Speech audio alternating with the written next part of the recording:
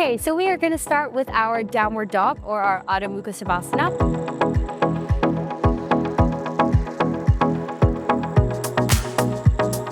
So for week 1, if you've never done a downward dog before, this is how we're going to start. You're going to find a wall, making sure we've got a nice little space between. And then from here, I'm going to ask Tom to slowly place his hands onto that wall.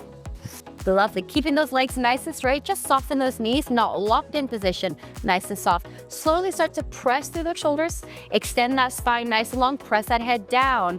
So we should start to feel a stretch down the backs of the legs and then down the armpit, down the lats here on the side. So this is week 1, so going down and then just slowly releasing when you need to.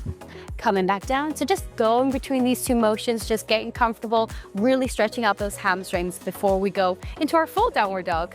Okay, so now we are on week 2. Yay! So we're going to start to progress this movement a little bit more. Tom's going to start in the same position that we had for week 1. So placing those hands onto the wall. And then slowly coming back down nice and low. We're gonna slowly start to bend those elbows, coming into our prayer sign. So bringing those fingers together, lovely. Now either together or you can place those palms onto the wall for a little bit more support. So we get a nice little triangle. And again, working towards lifting and then pressing down. So getting that nice stretch down those lats. And again, still working on those hamstrings. Now here, as he flattens his back, you can see he really gets that nice long spine, really sending the hips as far out as possible. This will really help next week when we start to take this from the wall onto the floor.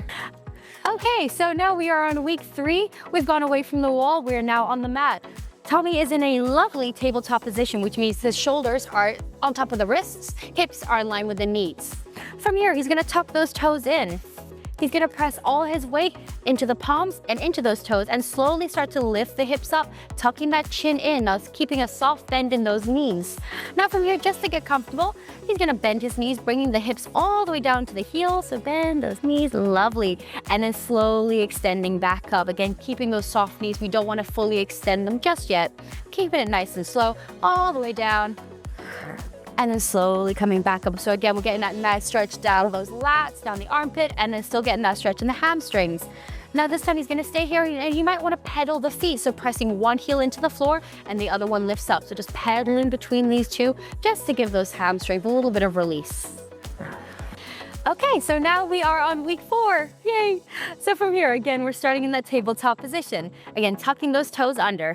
When he's ready, Tommy's gonna press through those hands, press through those toes, lifting up into that downward dog, tucking that chin in. Good, now you can see he's got a little bit more of a straighter leg than he did last week because he's been working on it. You know, we've been progressing that hamstring stretch. So from here, we're really thinking about lifting the pelvis up to the ceiling. Beautiful, he's got a nice long spine. Now from here, it's a lot of work on the hamstring. So from here, you can also just tread those feet again like we did last time.